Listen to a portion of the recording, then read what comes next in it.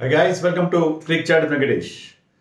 ఇటీవల కాలంలో రోహిత్ శర్మ న్యూస్లో ఉన్నట్టుగా మరే ఇండియన్ క్రికెటర్ లేడు. మామూలుగా చూస్తే ఏంటంటే విరాట్ కోహ్లీ ఎక్కువగా న్యూస్లో ఉంటాడు. Most searched cricketer in the వరల్డ్గా మనకి చాలాసార్లు రికార్డులు కూడా ఎక్కుతుంటాడు. కానీ ఈ మధ్య కాలంలో అంటే towards the end of the one day world cup నుంచి ఇప్పటి వరకు Rohit Sharma has been in the news for all kinds of reasons. కొన్ని రైట్ రీజన్స్, కొన్ని రాంగ్ రీజన్స్. మొత్తం మీద వార్తల్లో అయితే ఉన్నాడు. అది ఐపీఎల్ సంబంధించి, ముంబై ఇండియన్స్ సంబంధించి కావచ్చు, ఇండియన్ టీంకి సంబంధించి కావచ్చు, క్యాప్టెన్సీకి సంబంధించి కావచ్చు, for whatever he has been in the news. But of late there is good news.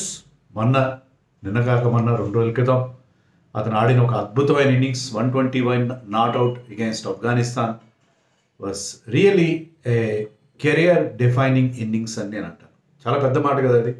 కెరియర్కి ఒక డైరెక్షన్ ఇచ్చే ఇన్నింగ్స్ కాదని చెప్పడం పెద్ద మాట. ఆఫ్ఘనిస్తాన్ ఏముంది, అసలు అటాక్, వాళ్ళ రెగ్యులర్ అటాక్ కూడా లేదు, మంచి మంచి బౌలర్స్ లేరు అక్కడ. అయినా సరే in the context of his career అది చాలా ఇంపార్టెంట్ నాక్. ఎలాగైతే మనకి ఇదే ఆఫ్ఘనిస్తాన్ టీం పైన T20 ఫార్మాట్లోనే విరాట్ కోహ్లీ సెప్టెంబర్ 2022లో ఏషియా కప్లో ఒక 100 చేశారు, తన 71st ఇంటర్నేషనల్ 100. అది అతనికి అతని కెరీర్ని ఎలాగైతే మలుపు తిప్పిందో, ఎందుకంటే అప్పటి వరకు అతనికి 3 ఏళ్ళుగా సెంచరీ లేని పరిస్థితి మనం చూసాం. సో అక్కడి నుంచి అతను సడన్గా మళ్ళీ తన ఫామ్ అందుకోవడం, అన్ని ఫార్మాట్స్లో మళ్ళీ మనకు తెలిసిన ఆ వింటేజ్ కోహ్లీ మనకి అందుబాటులోకి రావడం మనం చూసాం ఆ నాక్ తర్వాత. అలాగే ఈ నాక్ కూడా అప్పుడు అది విరాట్ కోహ్లీ చేసింది 122 నాట్అవుట్, ఇప్పుడు రోహిత్ చేసింది 121 నాట్అవుట్. ఈ ఇన్నింగ్స్ కూడా రోహిత్ శర్మకి చాలా చాలా ఇంపార్టెంట్. రోహిత్ శర్మకి సెంచరీలు లేకుండా లేవు, విరాట్ కోహ్లీ 3 ఏళ్ళ నుంచి లేకుండా లేవు, కానీ అయినా కూడా తక్కువ ఉన్నాయి. 2021 నుంచి అతని రికార్డ్ చూస్తే అక్రాస్ ఫార్మాట్స్ 3 ఫార్మాట్స్ కలిపి చూసినా సరే అతనికి సెంచరీలు 4 అంటే 4 కనిపిస్తున్నాయి. The man who scored 4 T20 international 100s. చాలా కాలంగా అతని రికార్డ్ అతని పేరు మీద. తర్వాత సూర్యకుమార్, మ్యాక్స్వెల్ లాంటి వాళ్ళు దాన్ని అందుకున్నారు. కానీ ఆ 4th T20 ఇంటర్నేషనల్ 100 ఎప్పుడు వచ్చిందో అతనికి 2018లో వచ్చింది, నవంబర్ 2018లో వచ్చింది. చాలా టైం తీసుకున్నాడు 5th 100 కోసం, 5 ఏళ్ళు పట్టింది. అలాగే వన్డేస్లో, T20sలో కూడా, వన్డేస్లో టెస్ట్లో కూడా అతనికి 100s బాగా తగ్గిపోయినాయి. The man who scored 31 overall 31 ODI 100s scored just 2 100s from 2021 onwards. 2021 నుంచి గత 3 ఏళ్లలో అతను చేసినవన్నీ 2 ODI 100s చేశాడు. దాంట్లో ఒకటి ఇదే ఆఫ్ఘనిస్తాన్ పైన మన రీసెంట్ వరల్డ్ కప్లో వచ్చింది. 39 మ్యాచెస్లో ఓపెనర్కి ఎక్కువ అవకాశం ఉంటుంది సెంచరీ చేయడానికి, కానీ అది 2 చేశాడు. సో అతనికి సెంచరీస్ డ్రై అప్ అయిపోవడం చూసాం మనం. టెస్ట్ మ్యాచ్లో కూడా 2021 నుంచి చేసుకుంటే 18 ఇన్నింగ్స్లో 2 100s ఉన్నాయి. So Rohit Sharma form of late has not been great. అది అతన్ని ఆల్మోస్ట్ సెలెక్టర్స్ అతనికి చెప్పేశారు, T20 వరల్డ్ కప్లో, రాబోయే T20 వరల్డ్ కప్లో నువ్వే లీడ్ చేయబోతున్నావు అని చెప్పారు. దానికోసమే అతనికి ఒక ఆడిషన్ లాగా ఈ సిరీస్లో ఆడించారు. కానీ ఈ సిరీస్లో ఆడిస్తే అతను ఏం చేశాడు, ఫస్ట్ మ్యాచ్లో ఒక టెరిబుల్ మిక్సప్ విత్ తన ఓపెనింగ్ పార్ట్నర్ గిల్తో, దానివల్ల 0కి రన్అట్ అయ్యాడు. సెకండ్ మ్యాచ్లో ఫస్ట్ బాల్కి ఒక పెద్ద షాట్ ఆడబోయి క్లీన్ బౌల్డ్ అయిపోయాడు. సో 2 డక్స్ తర్వాత వచ్చినాయి. నాకు ఎంత స్వీట్గా ఉంటుంది, ఎందుకంటే ఇది ఆఖరి ఆపర్చునిటీ అది. లేకపోతే సెలెక్టర్స్ ఒకవేళ రోహిత్ శర్మకే కెప్టెన్సీ ఇవ్వాలి వన్డే వరల్డ్ కప్ అనుకున్నా కూడా చాలా కష్టమయ్యేది. ఎందుకంటే తర్వాత మనం T20 ఇంటర్నేషనల్స్ ఆడట్లేదు, అతని ఫామ్ ఏంటి అని క్వశ్చన్ చేస్తారు అందరూ. ఈవెన్ మీరు Rohit Sharma form in the last 2 T20 world cups తీసుకోండి. అంతకుముందు ఎప్పుడు 2016లో జరిగాయి, అవి పక్కన పెట్టేస్తే లాస్ట్ 2 T20 రీసెంట్ 2021లో 22లో మనం T20 వరల్డ్ కప్స్ చూసాం. ఆ రెండిట్లో కలిపి చూస్తే అతని యావరేజ్ ఎంత ఉంది, 26 ఉంది. స్ట్రైక్ రేట్ 129 మాత్రం ఉంది, అంటే 130 బిలో ఉంది. పవర్ ప్లేలో ఎక్కువ అవకాశాలు ఉంటాయి మంచి స్ట్రైక్ రేట్తో ఆడడానికి ఓపెనర్స్కి. 129 స్ట్రైక్ రేట్, 26 యావరేజ్, అండ్ 3 50 ఉన్నాయి 2 T20 వరల్డ్ కప్స్లో కలిపి. అవి కూడా ఎలాంటి టీంల మీద వచ్చాయి, నమీబియా, నెదర్లాండ్స్, ఆఫ్ఘనిస్తాన్ లాంటి టీంల మీద వచ్చాయి, చిన్న టీమ్స్ మీద వచ్చాయి. సో అతని record in T20 world cups has not been great. ఐపీఎల్లో తప్ప మనకి వేరే ఆధారం లేదు. ఐపీఎల్లో కూడా గత 3 సీజన్లుగా అతని ఫామ్ ఏం బాగాలేదు. 3 సీజన్లలో లాస్ట్ 2 సీజన్స్లో అయితే అతని యావరేజ్ ఒకసారి 2023 లాస్ట్ సీజన్లో 19 ఉంది అతని యావరేజ్. 2022లో 23లో 20 ఉంది. సో ఐపీఎల్లో అతని యావరేజ్ గొప్పగా లేదు. స్ట్రైక్ రేట్ గత 3 సంవత్సరాలుగా కలిపి చూసిన ఐపీఎల్లో 127 ఉంది 3 సంవత్సరాలు కలిపి. సో ఈ రకంగా అతను ఈసారి ఐపీఎల్లో ఇటీవల కాలం గొప్పగా ఆడట్లేదు రోహిత్ శర్మ. ఏ మాటగా మాట చెప్పుకోవాలి.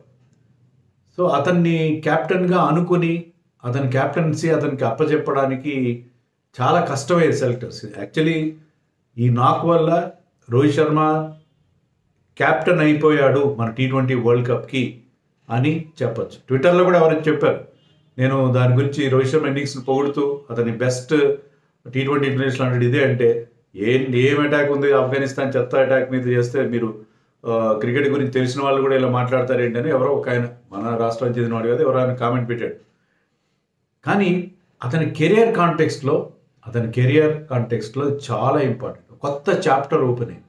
ఎందుకంటే ఇది లేకపోతే అతన్ని సెలెక్ట్ చేయడం చాలా ఇబ్బంది పడాల్సిన పరిస్థితి ఉంది. ఆల్రెడీ నాలాంటి వాళ్ళు అంటూనే ఉన్నారు కదా, విరాట్ కోహ్లీ రోహిత్ శర్మను పక్కన పెట్టాలి. ఎందుకు పక్కన పెట్టాలి నేను అన్నానంటే, మనం లెఫ్ట్ హ్యాండర్స్ తీసుకురావాలి, బ్యాట్స్మెన్ హూ కెన్ బౌల్, తర్వాత మన టీంలో ఆల్రౌండర్స్కి ఎక్కువ ఇంపార్టెన్స్ ఇవ్వాలంటే ఇలాంటి సీనియర్స్ ఉంటే మనకి అక్కడ ఆ ఫ్లెక్సిబిలిటీ ఉండే పరిస్థితి ఉండదు. అందుకని వద్దన్నాను నేను. సో ఇలాంటి క్రిటిసిజం వస్తుంది. చాలామంది వాళ్ళు వద్దు అన్నట్టుగా మాట్లాడుతున్నారు. మరి ఫామ్లో లేని ప్లేయర్ని ఎలా పెట్టిండేవారు. కానీ సెలెక్టర్స్ జాబ్ చాలా ఈజీ చేశాడు రోహిత్ శర్మ. తన కెరియర్ని కూడా కొనసాగించుకునే ఈ T20 ఫార్మాట్లో కొనసాగించుకునే అవకాశం కల్పించుకున్నాడు. అది అంత ఇంపార్టెంటా రోహిత్ శర్మ ఆడాల్సిన అంటే, ఒకటి మనం విరాట్ కోహ్లీ కానీ రోహిత్ శర్మ కానీ ఎందుకు అంత కీన్గా ఉన్నారన్న విషయంలో, అంటే నా పర్సనల్ అభిప్రాయం పక్కన పెడితే వాళ్ళు ఎందుకు కీన్గా ఉన్నారంటే, మనం చాలా దగ్గరికి వచ్చారు వరల్డ్ కప్ గెలవడానికి. కానీ ఆ దగ్గరికి వచ్చి కూడా ఫైనల్ వరకు బ్రహ్మాండంగా ఆడి 10 మ్యాచ్ల్లో అత్యద్భుతమైన క్రికెట్ ఆడి 11వ మ్యాచ్లో ఆల్ ఇంపార్టెంట్ మ్యాచ్లో ఓడిపోయిన తర్వాత ఎలాంటి పెయిన్ ఉంటుంది వాళ్ళకి. సరే మనం ఏదైనా ఒక గేమ్లో ఓడిపోయినప్పుడు, ఈవెన్ ప్యాకాట్లో ఓడిపోయినా సరే మళ్ళీ చూద్దాం ఇంకోసారి ట్రై చేద్దామని ఉంటారు కదా, వీళ్ళకి అలాగే ఉంది. ఇద్దరు సీనియర్స్ మళ్ళీ వాళ్ళకి అవకాశం రాదు. Let us have one last fling, మరొక ఆఖరి ప్రయత్నం చేద్దాం, లాస్ట్ డిచ్ ఎఫర్ట్ అని ఒకటి అంటారు. లాస్ట్ డిచ్ ఎఫర్ట్ ఒకటి పెడదాం అని చెప్పి ఇద్దరు చాలా కసి మీద ఉన్నారు. సో అందుకని they are very desperate. Both Kohli and Rohit Sharma are very desperate to update themselves to the requirements of present day T20 cricket and play have one last go at the world cup. Rohit Sharma పదే చెప్తాం, మొన్న కూడా చెప్పాడు, 1 day world cup అసలు prize ఇది ప్రైజే కాదు, అయినా సరే ఒక వరల్డ్ కప్ గెలుద్దాము. ఇద్దరు ఖాతాలో చెరొక వరల్డ్ కప్ ఉన్నాయి, లేకుండా లేవు, కానీ ఒక్క వరల్డ్ కప్ గెలుద్దామని వాళ్ళు అనుకుంటున్నారు. అందుకే ఇద్దరు చాలా డెస్పరేట్గా ఉన్నారు. ఎలాగైనా సరే ఈసారి T20 వరల్డ్ కప్లో ఆడాలి, ఖచ్చితంగా తమ భుజస్కంధాల మీద ఆ భారం వేసుకుని ఇండియాకి కప్ గెలిపించాలని ఇద్దరు కసి మీద ఉన్నారు. మరి సెలెక్టర్స్ ఎందుకు వెళ్ళి మీద అంత కీన్గా ఉన్నారు? నా దృష్టిలో ఏంటంటే, హార్దిక్ పాండ్యాని ఈ మధ్య కాలం వరకు కూడా క్యాప్టెన్గా ఇండియన్ టీమ్ మేనేజ్మెంట్ భావించింది T20 ఫార్మాట్లో అండ్ వైట్ బాల్ క్రికెట్లో ఇన్ జనరల్. కానీ అతను మొన్న 1 డే వరల్డ్ కప్లో 3-4 మ్యాచ్ల తర్వాత ఇంజర్డ్ అయిపోవడం, సో ఆ ఇంజరీ కన్సర్న్ అనేది ఎప్పుడూ ఉంది అతను. So captain during the tournament injury వస్తే చాలా ఇబ్బందిగా ఉంటుంది టీంకి. వేరే ఆల్టర్నేటివ్ ఉండొచ్చు, కానీ ఒరిజినల్గా క్యాప్టెన్ అనుకున్న తర్వాత అతను టీంని ముందుకు తీసుకెళ్ళలేని పరిస్థితి ఉంటే చాలా ఇబ్బందికరంగా ఉంటుంది. నెంబర్ 1. నెంబర్ 2 ఏంటంటే, అతని యాటిట్యూడ్ కూడా అంత గొప్పగా లేదు. టీంలో చాలామంది సీనియర్స్ ఉంటారు. Once they wanted to have seniors in the team, Rohit Kohli కావచ్చు, బుమ్రా కావచ్చు, షమీ కావచ్చు, వీళ్ళతో అతను ప్రవర్తించే తీరు కూడా అంత బాగుండకపోవచ్చేమో నాకు సందేహం కలిగింది. ఎందుకంటే he has not lead the team with these seniors so far. ఇంతవరకు లీడ్ చేసినంత కూడా జూనియర్ ఆటగాళ్ళు ఉన్న టీమ్స్ లీడ్ చేశారు. ఈవెన్ ఐపీఎల్లో కూడా గుజరాత్ టైటన్స్ కాడే షమీ లాంటి ప్లేయర్ మీద అతను కసురుకోవడం మనం చూసాం ఓపెన్. సో అతను ఉంటే టీంలో రోహిత్ శర్మ ఇచ్చినంత ఆ టీమ్ స్పిరిట్ని మెయింటైన్ చేయడం, Rohit Sharma led very well in the recent world కప్లో రోహిత్ శర్మ లీడ్ చేసిన తీరు, అతను ఆడిన తీరు, సెల్ఫ్లెస్ బ్యాటింగ్, ఇవన్నీ కూడా సెలెక్టర్స్ని బాగా ఆకట్టుకుంది. సో అందుకని వాళ్ళు ఉంచాలనుకున్నారు. నేను చెప్పిన కమర్షియల్ రీజన్సే కాదు, నేను ఆల్రెడీ చాలా వీడియోస్లో చెప్పాను. ఏంటంటే ఈసారి T20 వరల్డ్ కప్ అమెరికాలో జరుగుతుంది, యుఎస్ఏలో. సో అక్కడ గేమ్ని డెవలప్ చేయాలంటే అక్కడ సూపర్ స్టార్స్ ఉండాలి. కోహ్లీ, రోహిత్ ఉంటేనే ఆ వరల్డ్ కప్కి ఆ గ్లిట్స్ అండ్ గ్లామర్ ఉంటుంది. అదొక రీజన్. కానీ క్రికెటింగ్ రీజన్స్ కూడా ఖచ్చితంగా ఉన్నాయి. Rohit Sharma the kind of leadership that he has provided in the one day world cup and అతని బ్యాటింగ్ స్టైల్ కానీ టీం కోసం ఆడటం ఇవన్నీ చూసిన తర్వాత, అలాగే విరాట్ కోహ్లీ కూడా సూపర్ రిలేటివ్ ఫామ్లో ఉన్నాడు. సో వీళ్ళిద్దరినీ ఉంచాలి. ఫామ్ అనేది బాగున్నప్పుడు అది ఏ ఫార్మాట్కైనా పనిచేస్తుందని చెప్పి చాలామంది నమ్ముతారు. సో అది కరెక్ట్ కూడా. నేను అన్న రీజన్ ఏంటంటే వాళ్ళిద్దరు వద్దనేది మనకు కావాల్సిన స్టైల్లో టీంని మోల్డ్ చేసుకోవడానికి వీలుండదు అనేది తప్ప. సో ఆ వాళ్ళ ఫామ్ని మనం యూటిలైజ్ చేసుకుందాం అనే క్రికెటింగ్ రీజన్ కూడా ఉంది. సో అందుకని వాళ్ళు they wanted Rohit Sharma to be the captain. దానికి మొన్న నాకు లేకపోతే చాలా కష్టం అండి. రోహిత్ శర్మ కూడా అందుకనే రన్అట్ అయినప్పుడు ఫస్ట్ T20లో అగెన్స్ట్ ఆఫ్ఘనిస్తాన్ చాలా కోపం, ఎప్పుడు లేనంత కోపం ప్రదర్శించాడు. అది దానికి కారణం ఏంటంటే he wanted to make a statement. ఈ 3 మ్యాచ్ల సిరీస్ మీద ఆఫ్ఘనిస్తాన్ పైన తన T20 క్రెడెన్షియల్స్ ప్రూవ్ చేసుకుందామని అనుకున్నాడు. అన్ఫార్చునేట్, ఒక ఆడిషన్ ఉండడం అంత గొప్ప క్రికెటర్కి towards the fag end of his career అది. కానీ తప్పదు, ఎప్పటికప్పుడు వాళ్ళు they have to reinvent themselves to the requirement of the game. Present day గేమ్కి వాళ్ళు రీఇన్వెంట్ చేసుకోవాలి. అలాగే రోహిత్ శర్మ కూడా నాకు ఆడదాం, అందుకే అతను కొద్దిగా చాలా కోపంగా కనిపించాడు. Levied with anger. అతను ఏదో అనకూడని మాట్లాడినాడని కూడా సైమన్ డూల్ లాంటి ఫారిన్ కామెంటేటర్స్ అన్నారు. కామెంటరీలో విన్నాను. వీళ్ళు ఫారిన్ కామెంటేటర్స్ ఇండియా మీద బతుకుతారు, కానీ కావాలని లేనిపోని అన్నీ రెచ్చగొడతారు. అతను ఎలాంటి బూతు మాటలు వాడినా, ఎలాంటి అసభ్యకరమైన పదజాలం వాడి ఉంటే, ఎలాగైతే అతను మొన్న లాస్ట్ వన్ డేలో అతను అరే వీరు తైపాడికా దియా క్యా పహలీ బాల్ అని అన్న మాటలు ఎలా వచ్చాయో, నువ్వు లెగ్ బైస్ ఇచ్చావా నాకు, నేను బ్యాట్తో ఆడిన రన్స్ అని చెప్పి, అలాగే స్టంట్ మైండ్ కనుక క్యాప్చర్ చేస్తుంటే సోషల్ మీడియాలో చక్కర్లు కొట్టుండే అతను వాడిన అసభ్యకరమైన పదజాలం ఉంటాయి. కానీ అది వాడినా కూడా హిందీలో వాడి ఉంటాడు, ఇంగ్లీష్లో వాడిన నమ్మకమే లేదు. మనకెవ్వరికి వినబడింది సైమన్ డూల్కి ఎలా వినిపిస్తుంది? సో తెలియకుండా ఏదో లిప్ రీడింగ్ చేసేసి ఏదో ఆ పదాలని చెప్పకూడదు అన్నట్టుగా అతను చెప్పడం అనేది చాలా చాలా తప్పు. ఫారిన్ కామెంటేటర్స్ ఏదైనా చిన్న మాట వాడిన కొద్దిగా అభ్యంతరకరంగా మాట్లాడేందుకు హర్ష భోగ్లే లాంటి వాడిని 1 year బ్యాన్ చేశారు గతంలో. మరి ఇలాంటి ఇంగ్లీష్ కామెంటేటర్స్ని వాళ్ళు ఏం చేస్తున్నా చెల్లిపోతుంది, ఏమన్నా చెల్లిపోతుంది. నాజీర్ హుసేన్ ఇండియన్ టీంలో ఫీల్డర్స్లో కొంతమంది డాంకీస్ ఉన్నారని వాడినా సరే Nasser Hussain still continues his commentary. So ఇలాంటి గమ్మత్తుగా ఉంటుంది. సో రోహిత్ శర్మ, నేను చెప్పేది ఏంటంటే మెయిన్గా రోహిత్ శర్మ వాజ్ డెస్పరేట్. అలాగే సెకండ్ మ్యాచ్లో కూడా అతను డక్అవుట్ అయినప్పుడు అతని ఫేషియల్ ఫీలింగ్స్ చాలా ఇదిగా కనిపించాయి మనకి. ఎందుకంటే ఈ సిరీస్ ద్వారా తను ప్రూవ్ చేసుకుందాం అంటున్నాడు అతను. అది కాక ఇటీవల the kind of bad phase that he was going through.